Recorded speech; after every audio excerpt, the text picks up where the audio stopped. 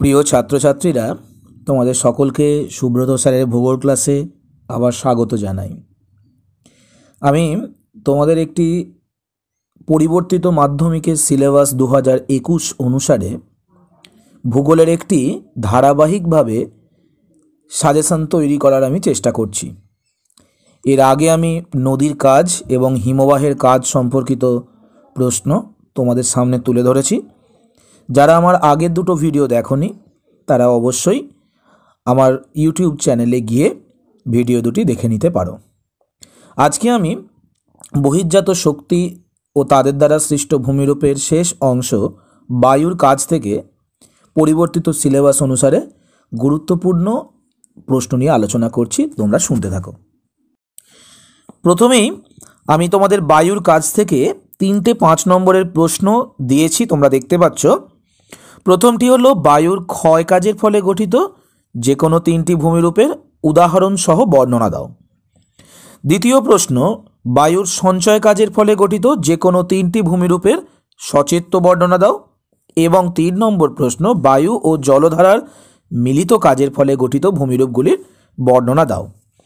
শেষ যে প্রশ্নটা, অর্থাৎ বায়ু এবং জলধারার মিলিত কাজের ফলে গঠিত ভূমিরূপগুলির বর্ণনা দাও, এই প্রশ্নটার উত্তর তোমরা ভালোভাবে মুখস্থ করবে। যেমন ধরো পেডিমেন্ট, বাজাদা, ওয়াদি, প্লায়া, এই যে ভূমিরূপগুলো, এই ভূমিরূপগুলো এই 3 নম্বর প্রশ্নের জন্য ছবি এবং উদাহরণ সহ অবশ্যই ভালো করে মুখস্থ করবে। যখন বায়ুর সঞ্চয় কাজের ফলে গঠিত ভূমিরূপ তোমরা তৈরি করবে, অবশ্যই কিন্তু সেখানে 2 প্রকার বালিয়ারি, যেমন লোয়েস বালিয়ারি, সিফ বালিয়ারি এবং তোমার বারখান বালিয়ারি, এই 3টে বালিয়ারির নাম কিন্তু অবশ্যই যেন থাকে। এবং প্রথম যে প্রশ্নটা, অর্থাৎ বায়ুর ক্ষয় কাজের ফলে গঠিত ভূমিরূপ, এখানেও কিন্তু কতকগুলো গুরুত্বপূর্ণ ভূমিরূপ, বিশেষ করে আমি যে 3টের নাম বলছি এগুলো তৈরি করতে পারো। একটা তোমার হচ্ছে গৌড়, দ্বিতীয় ইয়ারদাং, তৃতীয় যুগেন। কারণ এগুলো করলে এর সঙ্গে তোমরা ছবিও দিতে পারবে এবং খুব সুন্দর উদাহরণও এর সঙ্গে প্রযোজ্য। ঠিক আছে, তারপরে দেখো দ্বিতীয় স্লাইডে আমি আলোচনা করছি বায়ুর কাজ থেকে 3 নম্বরের প্রশ্ন নিয়ে। প্রথমে পার্থক্যধর্মী 3টে প্রশ্ন দিয়েছি। একটা বারখান বালিয়ারি ও সিফ বালিয়ারির পার্থক্য লেখো। এই প্রশ্নটা তোমরা আবার অন্যভাবেও করতে পারো, যে একটি তির্যক বালিয়ারি এবং অনুদৈর্ঘ্য বালিয়ারির পার্থক্য লেখো। তির্যক বালিয়ারি মানে বারখান বালিয়ারি এবং অনুদৈর্ঘ্য বালিয়ারি মানে সিফ বালিয়ারি। তো এই দুটো পার্থক্য কিন্তু খুব ভালো করে করবে, দুটো নাম দিয়ে আসতে পারে। দ্বিতীয় পার্থক্য, যুগেন এবং ইয়ারদাংয়ের পার্থক্য লেখো। এই প্রশ্নটা শুধুমাত্র পার্থক্যের জন্য তো বটেই, এখান থেকে শর্ট প্রশ্নও কিন্তু এসে থাকে, লাইন তুলে ধরে শর্ট প্রশ্ন দেয়। যেমন ধরো যে কঠিন ও নরম শিলা মরু অঞ্চলে অনুভূমিকভাবে ওপর নিচে অবস্থান করলে কোন ধরনের ভূমিরূপ গড়ে ওঠে? অথবা কঠিন ও নরম শিলা মরু অঞ্চলে পাশাপাশি উলম্বভাবে অবস্থান করলে কোন ধরনের ভূমিরূপ মরু অঞ্চলে গড়ে ওঠে? তাহলে প্রথমেরটা হবে যুগেন এবং দ্বিতীয়টা হবে ইয়ারদাং। তারপরে 3 নম্বর পার্থক্য, পেডিমেন্ট এবং বাজাদা। পেডিমেন্ট এবং বাজাদা এই দুটো মরুভূমিতে জলধারার কাজের ফলে গঠিত দুটো ভূমিরূপ। তো পেডিমেন্ট এবং বাজাদা এই দুটোর পার্থক্য তোমরা করে নেবে। ঠিক আছে, তারপরে দেখো ভৌগোলিক কারণ বিশ্লেষণধর্মী প্রশ্ন। এখানে আমি 4টে দিয়েছি, এর সঙ্গে একটা বাদ চলে গিয়েছিল, আর একটাও আসবে। 5টা মোট প্রশ্ন হবে ভৌগোলিক কারণ বিশ্লেষণধর্মী। প্রথম প্রশ্ন, লোয়েস সমভূমি কিভাবে সৃষ্টি হয়? আমি এই প্রশ্নটার উত্তর প্রসঙ্গে একটুখানি আমি তোমাদের বলতে চাই যে লোয়েস সমভূমি কিভাবে সৃষ্টি হয় এটা বলার আগে লোয়েস কাকে বলে তোমরা বলবে, তারপর কিন্তু লোয়েস সমভূমি কিভাবে সৃষ্টি হয় বলবে। তার ছবি এবং উদাহরণ অবশ্যই যেন থাকে, তবে কিন্তু এই প্রশ্নটা 3-এ 3 পেতে পারো। কারণ এই প্রশ্নটা খুব কমন প্রশ্ন, ম্যাক্সিমাম ছেলে এই প্রশ্নটার উত্তর লিখবে। তো তাদের উত্তরের থেকে তোমার উত্তরটার পার্থক্য হয়ে যাবে কিন্তু এই জায়গাতেই, যদি তুমি ঠিক এইভাবে লেখো, অর্থাৎ লোয়েস কাকে বলে, তারপরে লোয়েস সমভূমি কিভাবে সৃষ্টি হয়, ছবি এবং উদাহরণ। 2 নম্বর প্রশ্ন, মরু অঞ্চলে বায়ুর কাজের প্রাধান্য বেশি লক্ষ্য করা যায় কেন?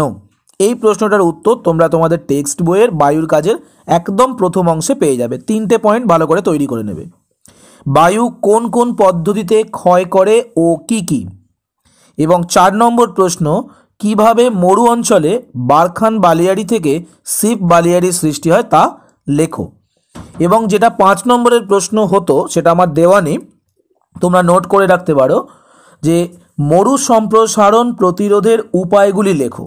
এটা কিন্তু ভালো করে পড়বে, মরু সম্প্রসারণ প্রতিরোধের উপায়গুলি লেখো, অর্থাৎ কিভাবে মরু সম্প্রসারণ রোধ করা যায়। আমরা এবার 2 নম্বরের প্রশ্ন নিয়ে আলোচনা করব, শুনতে থাকো। 2 নম্বরের প্রশ্নতে দেখো, তোমাদের সাইডে যে স্লাইডটা আছে 15টা প্রশ্ন আছে, দেখতে পাচ্ছ নিশ্চয়ই। প্রথমেই আমি 3 ধরনের মরুভূমির নাম দিয়েছি। এই 3 ধরনের মরুভূমির নাম আগেতে আমাদের সিলেবাস চেঞ্জের আগে পর্যন্ত এগুলো সাধারণত পড়তে হতো, যে এই মরুভূমিগুলোর একটা করে এক্সাম্পল বা কোথায় কি নামে ডাকা হয় সেটা। কিন্তু এবারে এরম পড়লে হবে না। যেমন ধরো বালুকাময় মরুভূমি কাকে বলে? বালুকাময় মরুভূমিকে কিন্তু আর্গ নামে ডাকা হয়। কোথায় না সাহারায় আর্গ নামে ডাকা হয় এবং তুর্কিস্তানে কুম বলে ডাকা হয়। সেই বালুকাময় মরুভূমি কাকে বলে? 2 নম্বর, শিলাময় মরুভূমি কাকে বলে? শিলাময় মরুভূমিকে হামাদা বলে। এটা কিন্তু শর্ট প্রশ্ন, অ্যাজ ওয়েল অ্যাজ এটা 2 মার্কস কোশ্চেন। পাথুরে মরুভূমি কাকে বলে? পাথুরে মরুভূমিকে আলজেরিয়াতে রেগ, লিবিয়া এবং মিশরে থেকে সেরিও বলা হয়। তার মানে দেখো, ওই যে শেষ দুটো আমি লাইন বললাম, এই দুটো লাইন শর্ট প্রশ্ন, কিন্তু পাথুরে মরুভূমি কাকে বলে এটা কিন্তু 2 নম্বরের প্রশ্ন। তাহলে তোমরা এই 3টে প্রশ্নের যদি তৈরি করো, তাহলে শর্ট প্রশ্নের সঙ্গে সঙ্গে 2 নম্বরের প্রশ্ন কিন্তু তোমরা লিখতে পারবে। নেক্সট 4 নম্বর, বালুকণা কিভাবে সৃষ্টি হয়? এটা একটা কিন্তু অড প্রশ্ন। তোমরা বালুকণা কাকে বলে নিশ্চয়ই জানো, যে শিলাজাত অজৈব পদার্থ যার ব্যাস 0.02 থেকে 2.0 মিলিমিটার পর্যন্ত হয়, তাদেরকে বালুকণা বলে। তো মরুভূমিতে এই বালুকণা কিভাবে সৃষ্টি হচ্ছে সেটা একটা 2 নম্বরের প্রশ্নের জন্য তোমরা তৈরি করবে। নেক্সট, মরুদ্যান বা ওয়েসিস কাকে বলে? অপসারণ গর্ত বা ডিপ্রেশন হোল কাকে বলে? খুব ভালো প্রশ্ন, এটা 2 নম্বর স্পেশালিস্ট প্রশ্ন এগুলো। মেসা ও বিউট, বিউটকে অনেক সময় বাটে বলা হয়, মেসা ও বিউট বা বাটে কাকে বলে? বালিয়াড়ি কাকে বলে? খুব ইম্পর্ট্যান্ট একটা প্রশ্ন, দেখো বালিয়াড়ি কাকে বলে? আমরা এর আগে 3 নম্বরের প্রশ্নের ক্ষেত্রে বালিয়াড়ির দুটো ভাগ নিয়ে আলোচনা করেছিলাম, সিফ বালিয়াড়ি এবং বারখান বালিয়াড়ি। কিন্তু দেখো এখানে আমি শুধু দিয়েছি বালিয়াড়ি কাকে বলে। তো সেখানে বালিয়াড়ি, চলমান বালির স্তূপকে বালিয়াড়ি বলে, দিয়ে ব্যাগনল্ড যে বালিয়াড়ির যে শ্রেণী বিভাগগুলো করেছিলেন সেটার নামটা এবং একটা ছবি তোমাদের এখানে দিতে হবে। 9 নম্বর, ধান্ত কাকে বলে? প্লায়া কাকে বলে? বাজাদা কাকে বলে? মরু সম্প্রসারণ কাকে বলে? তোমার যেটাকে ইংরেজিতে নাম হচ্ছে ডেজার্টিফিকেশন। আগে দেখো আমরা মরু সম্প্রসারণ রোধের উপায়টা 3 নম্বরের জন্য করলাম, কিন্তু এখানে 2 নম্বরের জন্য আমাদের করতে হবে ডেজার্টিফিকেশন বা মরু সম্প্রসারণ কাকে বলে। লোয়েস কাকে বলে? এটা কিন্তু খুব একটা ইম্পর্টেন্ট একটা প্রশ্ন। আমি তো এখন তোমাদের আগে লোয়েস সমভূমি কীভাবে তৈরি হয় ওটা বলেছিলাম। এটা হচ্ছে লোয়েস কাকে বলে অনলি পড়বে। ক্যাসেল কপিস কাকে বলে? এই ক্যাসেল কপিসটা শর্ট প্রশ্নের জন্য অনেক সময় পড়ে যায়, কিন্তু তোমরা হচ্ছে ক্যাসেল কপিস কি জিনিসটা একটু জেনে নাও, যে যখন ইনসেলবার্জ ক্ষয় হয়ে হয়ে বোল্ডারে পরিণত হয় তখন তাকে ক্যাসেল কপিস বলে। এটা 2 নম্বরের জন্য করবে। আর 15 নম্বর করবে হচ্ছে মরু সম্প্রসারণের দুটো কারণ লেখো। মরু সম্প্রসারণের অনেক কারণ রয়েছে, তোমরা যে কোনো দুটো মরু সম্প্রসারণের কারণ তোমরা লিখতে পারো। এটা ছাড়াও তোমরা আর একটা প্রশ্ন তোমরা এখান থেকে তৈরি করে নিতে পারো, যেগুলো কিন্তু অনেক সময় পরীক্ষায় পড়ে যায়। যেমন হচ্ছে গাসি কাকে বলে? করিডর কাকে বলে? দুটো শিপ বালিয়াড়ির মধ্যবর্তী যে অংশ তাদেরকে গাসি বলে, ঠিক আছে। ইনসেলবার্জ যখন অধিক ক্ষয় পেয়ে যায় তখন তাকে কি বলা হয়? তাকে বোন হার্ট বলে।